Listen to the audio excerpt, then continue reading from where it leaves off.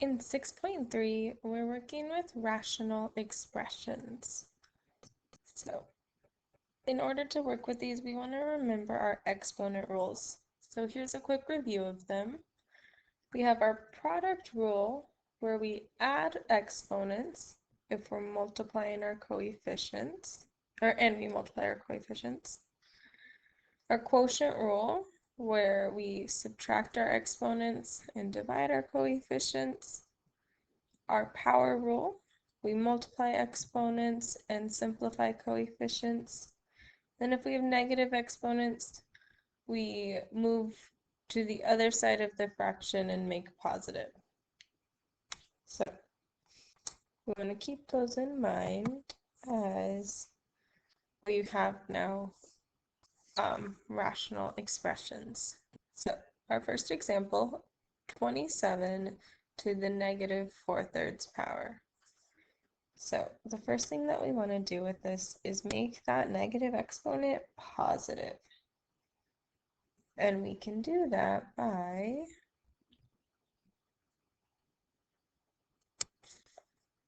moving that 27 to the denominator, and then that becomes a positive 4/3. So we've rewritten the exponent, but now we need to simplify this. So this also we could rewrite as the cubed root of 27 to the 4th. And then if we could simplify that further, we could check in our calculator the cubed root 27 to the 4th. And we get 81.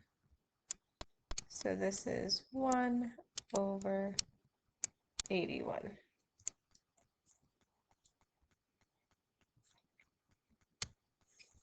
All right. So our second example, x to the negative 5/3 power. We're first going to move that x to the denominator, so our exponent becomes a positive 5/3. And then we can rewrite this in radical notation. 1 over the cubed root of x to the 5th. Now, depending on whose class you're in, you may write it like that. Or my students, we've looked at writing it like this. Oops, cubed root. So 1 over the cubed root of x to the 5th. So these are both correct answers.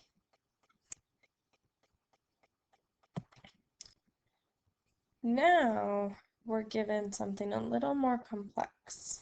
So we want to rewrite with positive exponents and simplify, and I've provided some steps for us. So step 1, we want to first work with our coefficients. So that is the 81 over 16. So I'm going to focus on that. 81 over 16, and that is to the negative 3/4 power. So we can rewrite that as if we put that into our calculator, 81, we want a fraction over 16,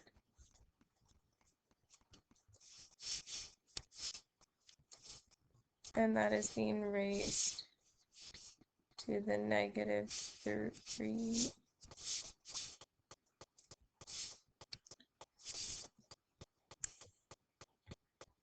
Negative 3/4 power. And that simplifies to 8 over 27. So that's one way we could do it. We could have also done that by hand. Then we simplify our exponents. So right now we have x over y to the 1/4, and that's to the negative 3/4 power. Now, this is where our power rule comes in, and we're going to take that negative 3/4 exponent and multiply it with both of our exponents. So we would get x to the negative 3/4 over x to the negative 3 over 4 times 4 is 16 power. Now, we have a negative exponent in the numerator. Oops. And so we could say that this x has a power of 1 times negative 3/4 is going to be negative 3/4 over y. 1/4 times negative 3/4 is going to be negative 3/16. Now, we have a negative exponent in our numerator and a negative exponent in our denominator, so we need to switch them so we have positive exponents. So our x is going to move to the denominator. So x to the 3/4, and then that y is going to move to the numerator, y to the 3/16. And then our final step is to write our coefficient with our variable terms. So we had 8 over 27, and then y to the 3/16 over x to the 3/4. So we're just going to write those together. 8 y to the 3/16 over 27 x to the 3/4 power. And that is our answer.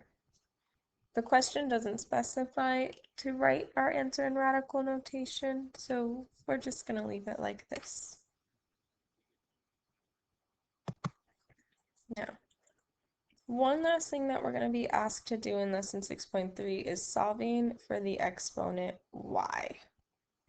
So, our first step to solving for y is we want to rewrite with rational exponent notation.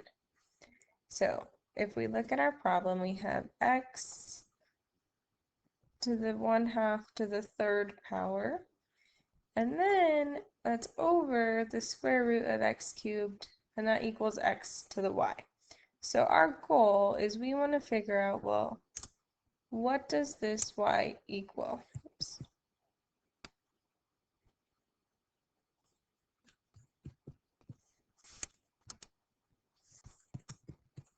So our goal, we want to figure out what does this y equal? So we first, our numerator is already in rational exponent notation. Our numerator is already in rational exponent notation.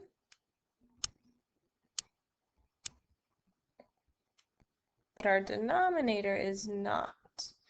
So this could be rewritten as x power is 3 over our root is 2, and then x to the y.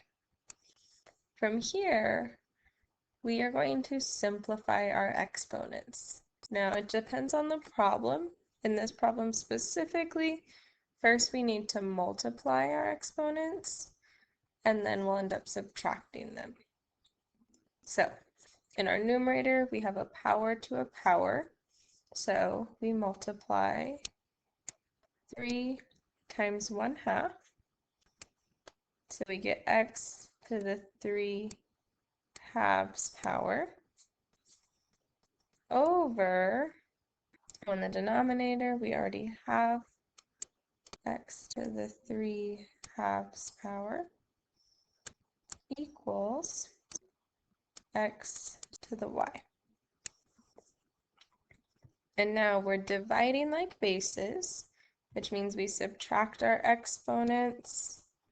So 3 halves minus 3 halves is 0. So we get x to the 0 equals x to the y. So now in the blue, step 3, the same base equals the same exponent. So since our bases are both x, our answer is coming from here. So y equals 0. And that is how we solve for y.